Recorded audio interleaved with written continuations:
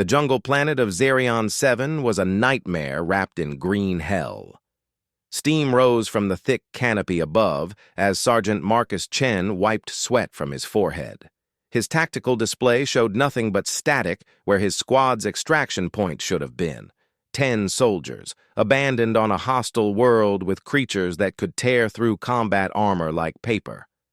"Sarge, we've got movement again," whispered Private Rodriguez, her rifle aimed at the shadows between massive trees. The vegetation here was wrong somehow, too vibrant, too aggressive. Vines had already tried to strangle Thompson during their first night, and that was just the plants. Marcus checked his chronometer. 72 hours since the last communication from command. The orbital bombardment had started without warning, forcing their transport to abandon the ground team. Standard procedure, they said. Acceptable losses, they said. But Marcus had never felt acceptable about leaving anyone behind, and he sure as hell didn't feel acceptable about being left.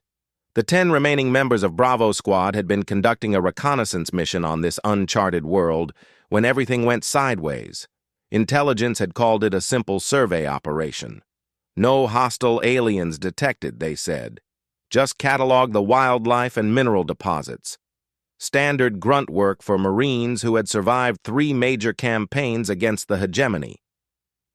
"Contact, 2 o'clock!" shouted Corporal Kim, opening fire with her plasma rifle. The creature that burst from the undergrowth looked like someone had crossed a bear with a tank and given it acid for blood. Its roar shook leaves from the trees as Kim's shots barely scorched its hide. The squad scattered according to training, finding cover behind the massive root systems that stretched like walls through the forest.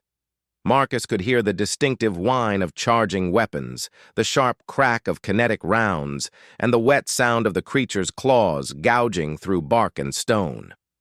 "It's not going down!" Rodriguez called out between bursts of fire. She was right. The beast seemed to absorb their attacks, growing more aggressive with each hit. Its 6 eyes glowed with an intelligence that made Marcus's skin crawl. Then something impossible happened. A streak of white dropped from the canopy above, landing directly on the creature's back. At first, Marcus thought it might be some kind of bird, but as his eyes focused, he saw scales that gleamed like fresh snow and wings that spread barely 3 feet across. The thing was small, maybe the size of a house cat, but it moved with purpose and precision. The white creature opened its mouth and released a sound that shouldn't have come from something so tiny. It was like hearing a mountain scream. The acid bear froze mid-charge, its massive head turning to look at its unexpected passenger. Then, impossibly, the giant predator began backing away. "What in the 7 hells is that thing?" muttered Private Jackson, lowering his rifle slightly. The white creature turned its head toward the squad, and Marcus found himself staring into eyes that held far too much intelligence. They were silver, like polished metal, and they seemed to evaluate each human soldier with calculating precision. Then, with movements that were almost theatrical, the small being pointed one clawed digit at the retreating acid bear and made a dismissive gesture. The massive predator turned and lumbered back into the jungle without another sound. Marcus felt his jaw drop. In 15 years of military service across a dozen worlds, he had never seen anything like that. The creature on the tree branch above them was clearly some kind of dragon, scaled and winged, but it was also clearly intelligent, and it had just saved their lives. "Did anyone else see what I just saw?" whispered Medic Petrosky, her medical scanner still clutched in trembling hands. The dragon dropped from its perch with surprising grace, landing on a fallen log about 10 feet from the nearest human. Up close, Marcus could see that its scales weren't pure white, but contained subtle hints of silver and pale blue, like moonlight on fresh snow. Its build was compact and muscular, clearly designed for quick movement rather than brute force. "It's beautiful," Rodriguez said softly, then immediately looked embarrassed for the observation. The dragon tilted its head. studying Rodriguez with what appeared to be approval. Then it looked back at Marcus, clearly identifying him as the leader of the group. When it spoke, its voice was like wind chimes mixed with distant thunder. "You are far from your nest, warm bloods." Half the squad raised their weapons again, but Marcus held up a hand. The dragon hadn't shown any hostility, and it had just demonstrated that it could have killed them all if it wanted to. Plus, anything that could make an acid bear retreat was worth listening to. "We're lost," Marcus admitted, deciding that honesty might be their best option. "Our people left us behind." The dragon's silver eyes narrowed. "Abandoned by your own pack? This is shameful behavior among thinking creatures." Something in the dragon's tone suggested that it understood betrayal on a personal level. Marcus filed that observation away for later consideration. "I am called Frostwing that cuts through shadow," the dragon continued, "though your kind would find that difficult to pronounce. You may call me Frost. I'm Sergeant Marcus Chen, United Earth Marines. These are my soldiers." Marcus gestured to his squad, most of whom were still staring in amazement. Frost nodded, a strangely human gesture from such an alien being. "Your weapons sing with purpose, Marcus Sergeant. You fight the great hunt beasts of this place?" "We're trying to survive long enough for rescue," Marcus replied. "But the local wildlife seems determined to prevent that." Something that might have been amusement flickered across Frost's reptilian features. "The creatures of this world respect only strength and cunning. They see your soft forms and assume easy prey. But you have warrior scent about you. Old battles, old victories." The dragon moved closer, apparently unbothered by the fact that 10 armed humans were watching its every move.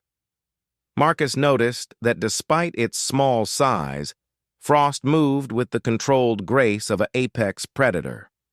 "Your pack abandoned you here to die," Frost said, and it wasn't a question. "This world will consume you within days if you continue as you are. But perhaps we might find mutual benefit in cooperation." Marcus exchanged glances with his squad. Kim raised an eyebrow, Rodriguez nodded slightly, and Jackson just shrugged. They were already dead men walking on this planet. What did they have to lose? "What kind of cooperation?" Marcus asked.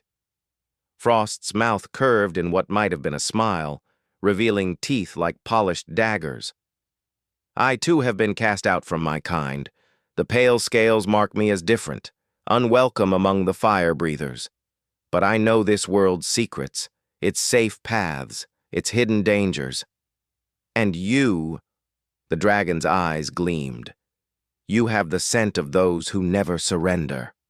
Marcus felt something stir in his chest, hope, maybe, or just stubborn military pride. "What do you propose?" "I guide you to safety, teach you to survive this world's trials. And perhaps, if the winds favor us both, we find a way to make those who abandoned us regret their choices." The jungle around them fell silent, as if the planet itself was waiting for their answer. Marcus looked at his soldiers again, seeing determination replacing despair in their eyes. They had been written off, abandoned, left to die, but Marines didn't go quietly into the dark. "Frost," Marcus said, extending his hand in the human gesture of agreement. "I think we're going to get along just fine." The albino dragon looked at the offered hand for a moment, then reached out with one small, clawed appendage to touch Marcus's fingers. The contact was surprisingly warm. "Then let us begin your education in survival, Marcus Sergeant. This world has much to teach those willing to learn."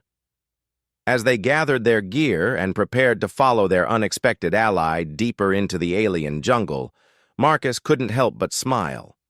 Command had abandoned them, but they had found something better than rescue. They had found a partner who understood what it meant to be cast aside and who possessed both the knowledge and the will to turn abandonment into advantage. The real hunt was just beginning. 3 weeks under Frost's guidance had transformed Marcus's squad from desperate survivors into something resembling jungle predators.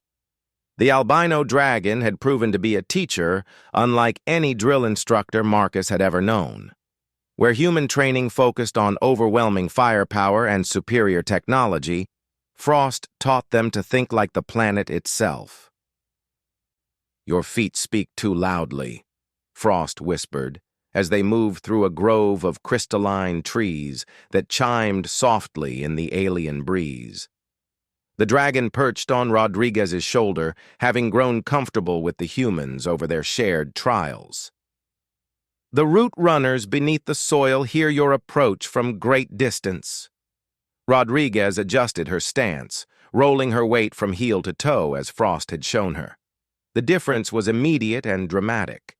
Where before her footsteps had sent small tremors through the earth, now she moved like a ghost. "Better. You learn quickly for creatures born to different worlds." Marcus smiled at the compliment.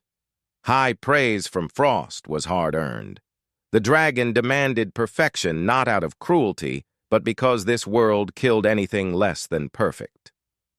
They had already seen proof of that when a pack of shadow stalkers had torn apart a herd of grazing beasts just hours after the humans had passed through the same clearing. "Sarge," Kim called softly from point position.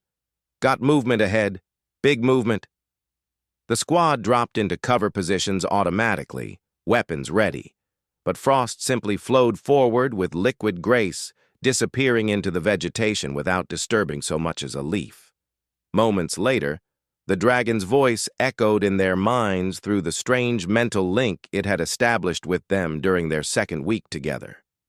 "Harmony singers," Frost's mental voice carried notes of both warning and opportunity. "Pack hunters, but intelligent. They may be reasoned with if approached correctly."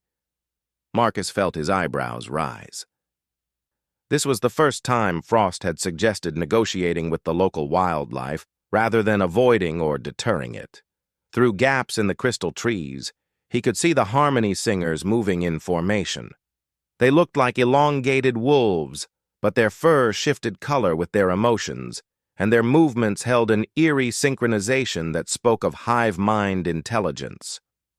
"What do they want?" Marcus sub-vocalized, knowing Frost would pick up his thoughts. "Safe passage. Their young are threatened by sky hunters and they seek new territory, but they will not share hunting grounds willingly." The lead harmony singer stepped into view, and Marcus suppressed the urge to open fire immediately. The creature was easily 8 feet long, with 6 legs and a mouth full of crystalline teeth that matched the trees around them. Its fur currently showed deep reds and oranges, colors that Frost had taught them meant aggression and territorial defense. But then something unexpected happened. The creature's fur began shifting to blues and greens as it caught sight of Frost perched openly on a crystal branch. "It recognizes me," Frost said aloud, switching back to vocal communication. "My kind have old agreements with theirs." The harmony singer made a sound like wind passing through broken glass, and Frost responded with a series of musical tones that seemed to emerge from multiple points around the dragon's small body simultaneously. The conversation, if that's what it was, lasted several minutes while Marcus and his squad remained frozen in cover. Finally, Frost dropped from the branch and approached Marcus directly. "The pack leader offers bargain. They will grant us passage through their new territory and share knowledge of safe paths to the northern mountains. In exchange?" "In exchange for what?" Marcus asked, though he suspected he wasn't going to like the answer. "They have detected the approach of your kind's flying machines. 3 sun cycles from now, a great metal bird will land at the flat ground between rivers. The harmony singers fear your people will bring fire weapons and death from sky, as they did to the southern territories." Marcus felt his blood turn to ice. "Rescue mission. Command is finally sending someone for us." "Perhaps," Frost agreed. "Or perhaps they come to ensure no witnesses survive to report the abandonment. Your species has shown capacity for both honor and treachery." The harsh truth of that statement hit Marcus like a physical blow. After 3 weeks on Zarion 7, he had begun to think less like a Marine following orders and more like a survivor making his own decisions. The realization that command might be coming to finish what the orbital bombardment had started was not pleasant, but it was entirely possible. "What does the pack leader want us to do about it?" Frost's silver eyes gleamed with something that might have been anticipation. "The Harmony Singers propose alliance. If your people come in peace, seeking only to retrieve their lost pack members, then we help ensure safe extraction. But if they come with conquest scent and death weapons, then we stop them," Marcus finished, understanding completely. "The Harmony Singers are not the only ones who have suffered from your species' expansion into this region of space. Many creatures here have lost territory, lost pack members, lost young-to-human weapons. But you 10 have shown different behavior. You take only what you need. You share water sources. You do not kill for pleasure or dominance." Rodriguez moved up beside Marcus, her expression thoughtful. "Sarge, if Command really did abandon us to die, then showing up 3 weeks later suggests they want something from this planet. Something worth the risk of a rescue mission." Marcus nodded grimly. Intelligence had been suspiciously vague about Zarion 7's strategic value. A simple survey mission didn't usually require a full Marine reconnaissance squad, and the speed with which they had been abandoned suggested that their original mission had been a cover for something else. "Frost," Marcus said carefully, "what makes this world valuable enough to fight over?" The dragon was quiet for a long moment, apparently considering how much to reveal. Then, with obvious reluctance, Frost gestured toward the crystal trees surrounding them. "The singing stones.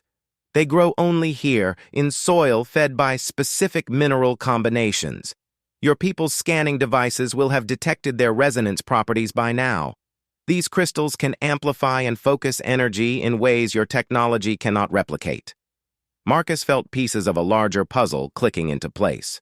Resonance crystals would be incredibly valuable for everything from faster-than-light communication to weapons development. Valuable enough to justify abandoning a squad to maintain operational security, and valuable enough to return for mining rights once the political situation had stabilized. "The Harmony Singers guard the largest crystal groves," Frost continued, "as do the Sky Hunters, the Root Runners, and the Deep Singers. This world's dominant species have all evolved in symbiosis with the singing stones. Human mining operations would destroy entire ecosystems. And that's why they want to stop any human colonization effort," Marcus concluded. "Precisely. But you 10 have proven that your species is capable of cooperation rather than domination. The Harmony Singers believe that with proper guidance, you might convince your pack leaders to pursue trade rather than conquest." The lead Harmony Singer approached cautiously, its fur now displaying patterns of blue and gold that Frost had taught them indicated hope and cautious trust. It made the wind chime sound again, and Frost translated.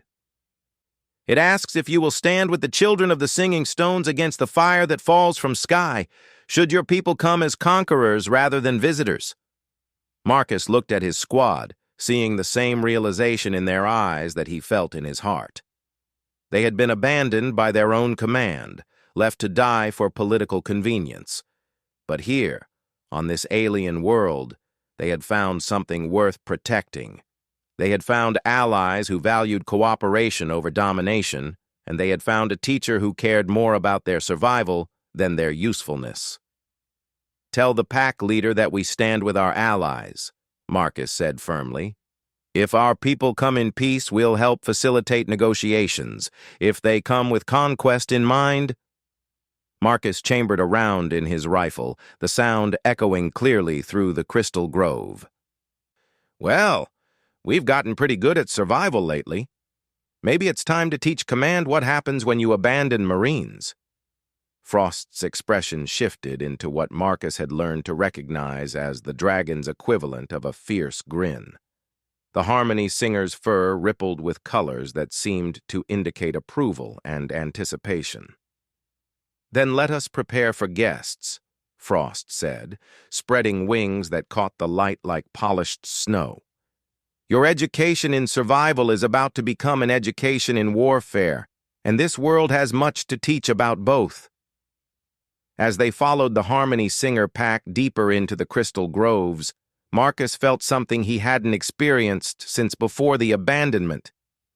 He felt like part of a unit again, not just any unit, but one worth fighting for, worth protecting, worth dying alongside.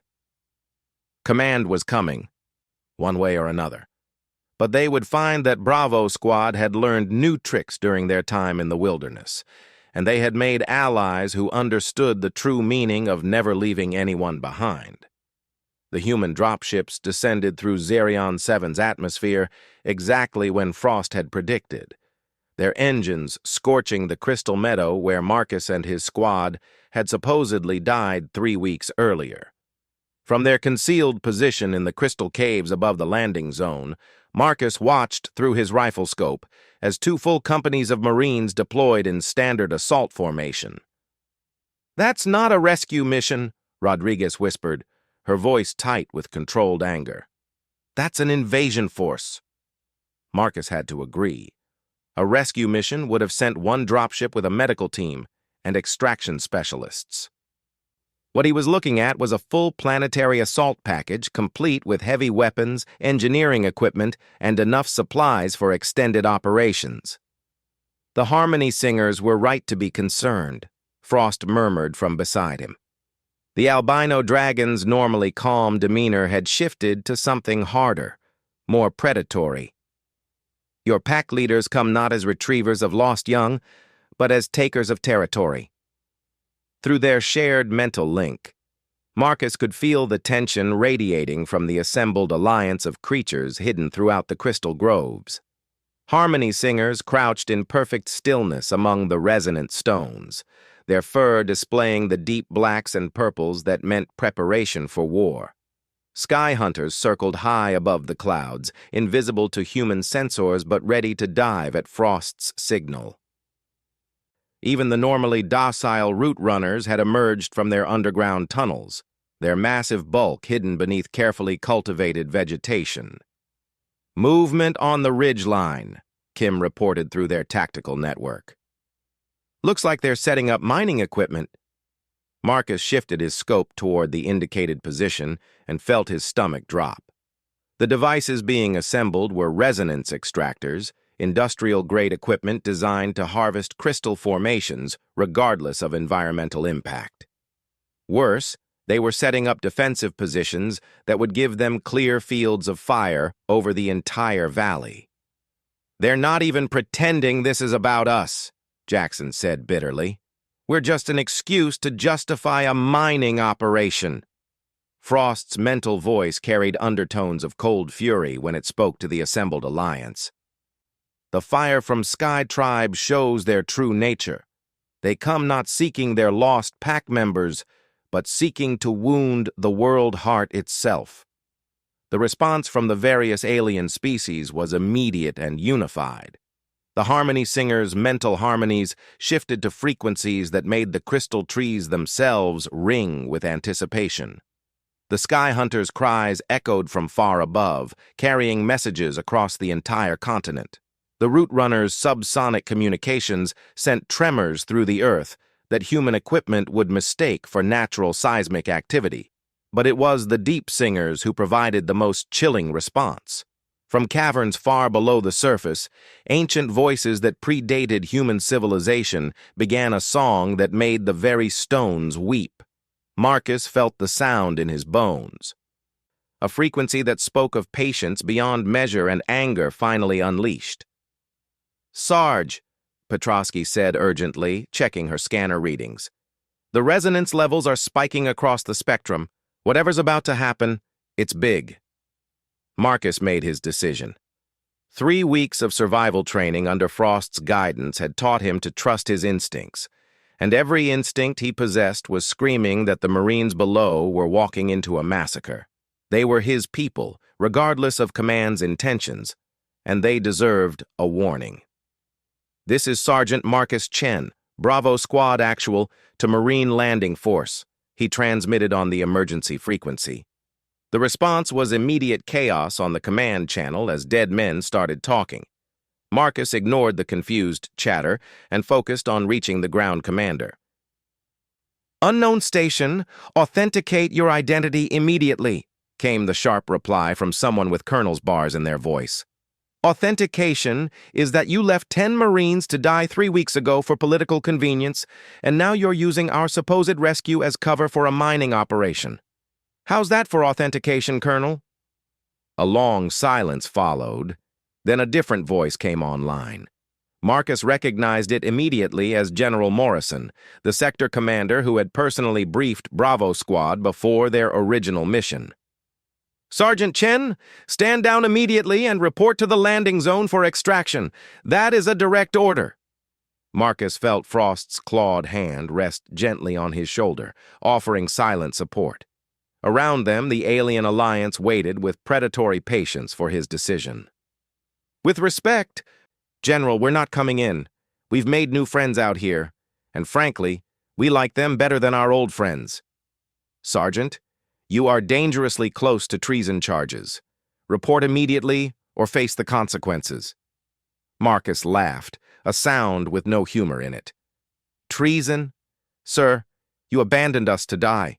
We've been legally dead for 3 weeks, according to your own reports. Dead men can't commit treason." Below them, the Marine engineering teams had begun activating their extraction equipment.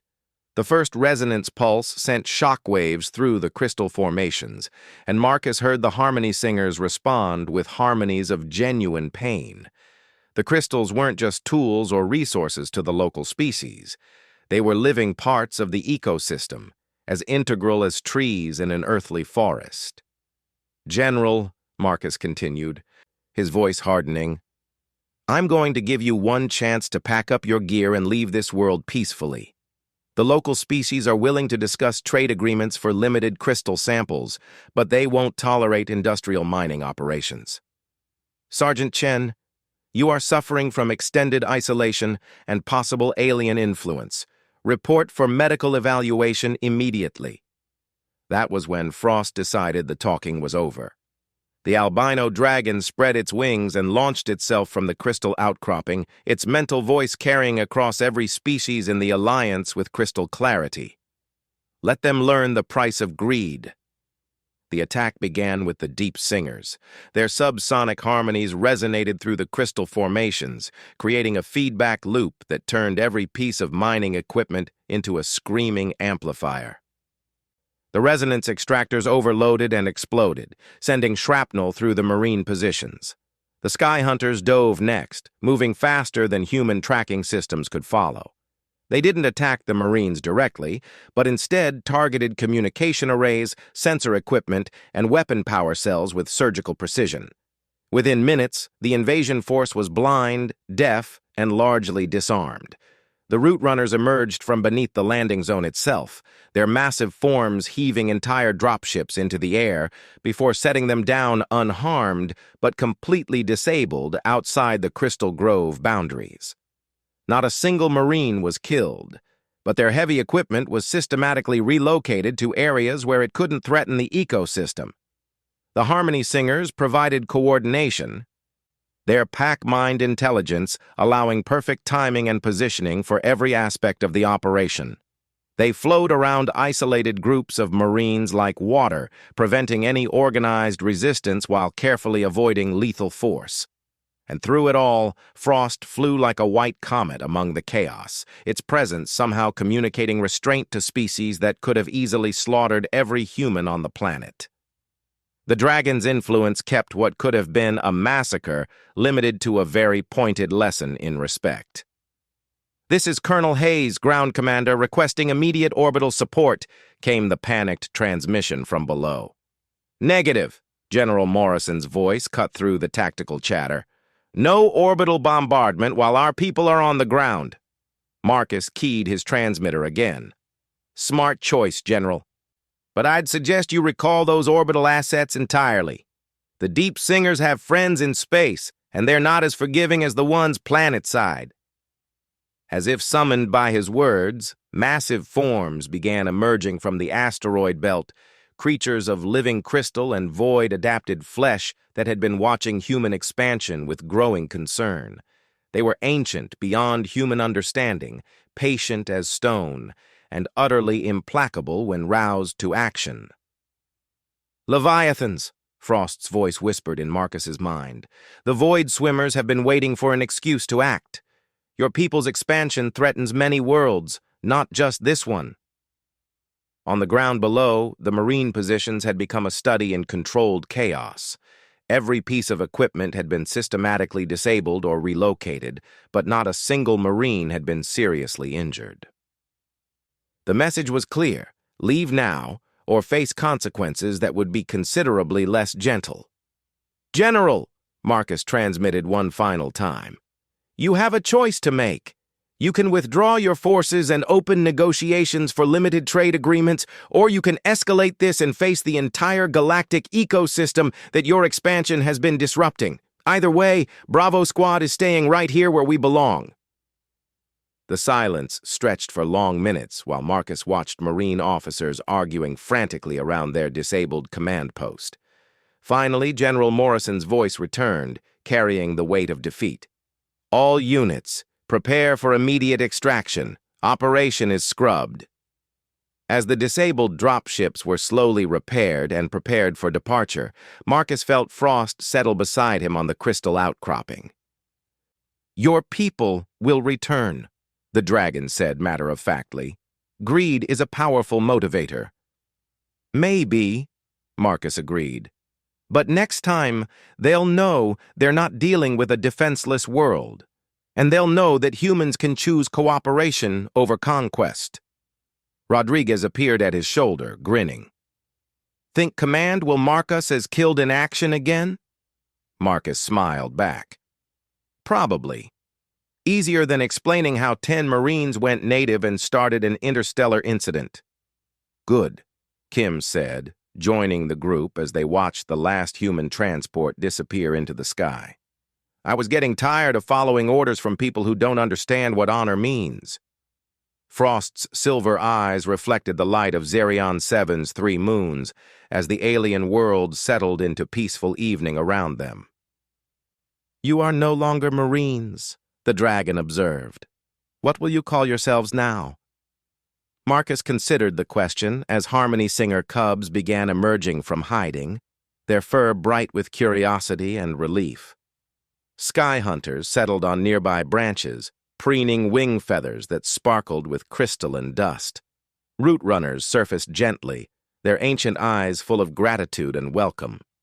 "Guardians," he said finally. "We're guardians now."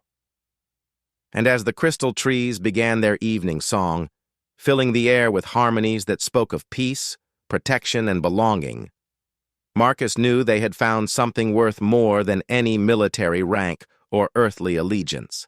They had found a home worth defending and allies worth dying alongside. The void swimmers returned to their patient watch among the asteroids.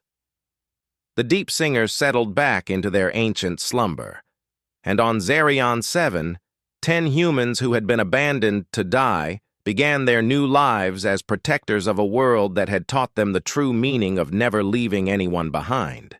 In the years that followed, when human traders came seeking crystal samples and found fair agreements instead of military conquest, they would sometimes catch glimpses of pale figures moving through the groves alongside creatures of impossible beauty. The locals would speak in whispers of the ghost marines and their dragon guide, guardians who ensured that greed never again threatened the harmony of the singing stones. But to those who knew how to listen, the truth was simpler and more profound. 10 soldiers had been abandoned by their own people and found by something better. They had learned that family wasn't about shared DNA or planetary origin, but about shared values and mutual protection. And sometimes, late at night, when the crystal trees sang their most beautiful songs, Marcus would look up at the stars where Earth waited in distant darkness and smile. Command could keep their medals, their ranks, and their wars of conquest. He had everything he needed right here among the singing stones and the family that had chosen to keep him.